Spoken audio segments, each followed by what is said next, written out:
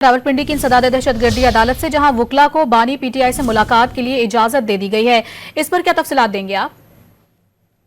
बानी पीटीआई के वकला ने इंसदाद दहशतगर्दी अदालत रावलपिंडी में दरखास्त दायर की थी और उस दरखास्त में कहा गया था कि बानी पीटीआई से मुलाकात की इजाजत दी जाए। फैसल चौधरी ने ये दरखास्त दायर की थी।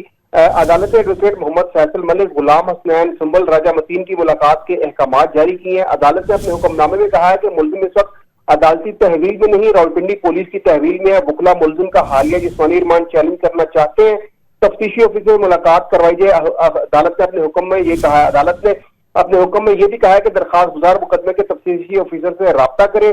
सुप्रिंटेंडेंट जेल वकला को थाना न्यू टाउन के मुकदमे में तफ्तीशी ऑफिसर तक रसाई का हुक्म दे। ये जो है अदालत ने रावलपिंडी की अदालत ने हुक्मनामा जारी किया और बानी पीटीआई के वकला को उनसे मुलाकात की इजाजत दी है। जी, बहुत शुक्रिया ताहिर आपका।